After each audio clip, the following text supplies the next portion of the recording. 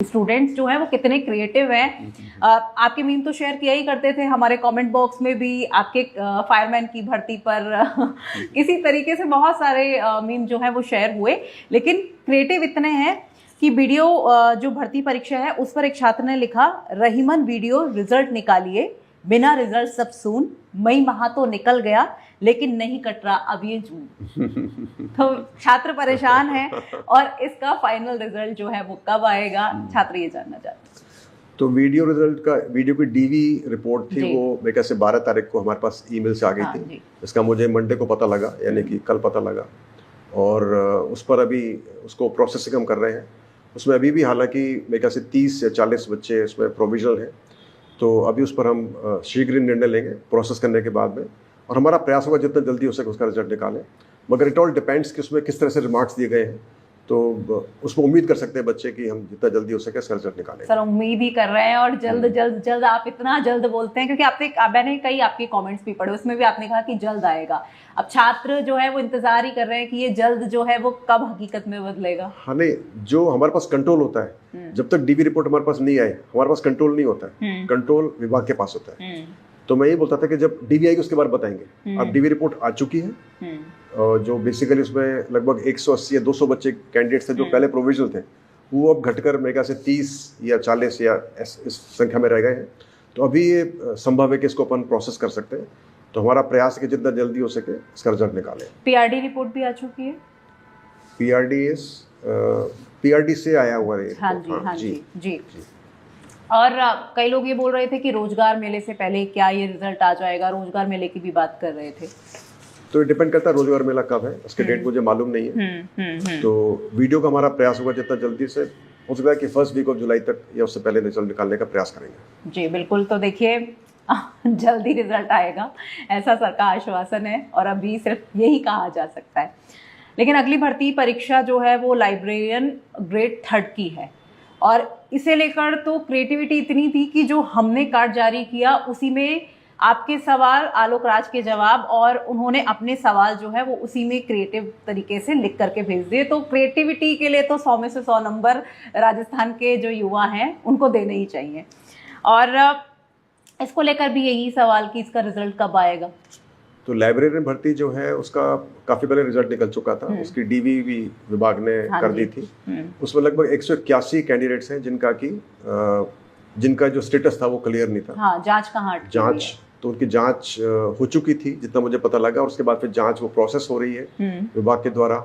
लेकिन उसकी जांच की जो रिपोर्ट है या उनका जो बच्चों का स्टेटस है कि वो अपात्र है कि पात्र है, वो हमको अभी तक नहीं मिली है, और उसी का इंतजार है। और मुझे भी पूरा यकीन है कि विभाग भी काफी टाइम से इसमें लगा हुआ है, वो भी प्रयास कर रहे हैं। इसमें उन्होंने एसओजी को भी इन्वॉल्व किया हुआ है। तो जैसे ही वो हमको उसका स्टेटस मिलेगा कि वो पात्र है अपात्र है, उसका फिर हम रिजल्ट निकाल पाएंगे।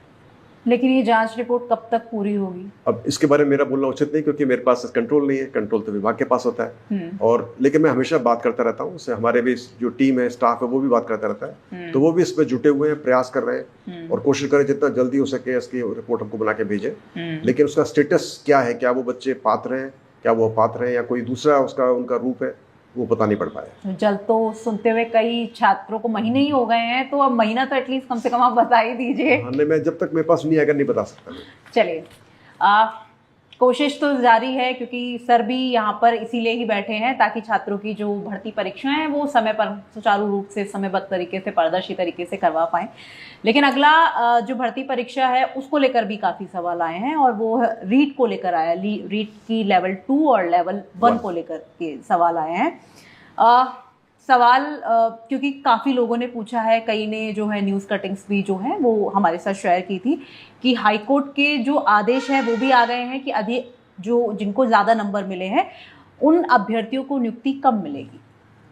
नहीं, आप बात कर रहे हैं ये रीट परीक्षा जो कि 2022 की हुई थी जी। आप उसकी बात कर रहे हैं जिसमें कि कुछ कैंडिडेट्स के ज़्यादा नंबर थे और वो प्रोविजनल थे, वो सिलेक्शन का ज्वाइन नहीं कर पाए थे, और फिर रिवाइज होने के बाद में फिर उनके नंबर कम हो गए तो उनको नहीं मिली थी। तो ये जो नियुक्ति है उनकी, या जो भी उनका उसका जो भी फाइनल आदेश होगा, हालांकि हाई कोर्ट ने आदेश दिया है, लेकिन इस पर कर्मचारी चयन बोर्ड का इसमें कोई भी एक्शन नहीं होगा, क्योंकि हम रिक्तियों के हिसाब से अभिशंसा भिजवाते हैं विभाग को। तो जो उस समय की जो रिक्तियाँ थी उसके हिसाब से हमने अभिशंसा भिजवा चुकी है विभाग को। अब उस आदेश के अनुसार विभाग को ही निर्णय लेना होगा कि वो किस प्रकार से प्रोग्रेस करना है।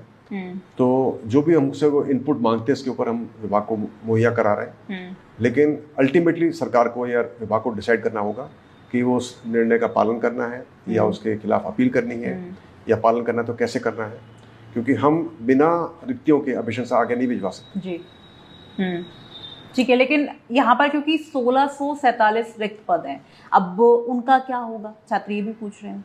नहीं, जो कोई भी रिक्त पद है उनका रिजल्ट को रुका हुआ है तो वो कोर्ट केसेस हो सकते हैं, पीएच कैंडिडेट्स हो सकते हैं, स्पोर्ट्समैन हो सकते हैं, या दूसरे केसेस होते हैं, लेकिन इसका उनसे कोई संबंध नहीं है उन रिक्तियों से।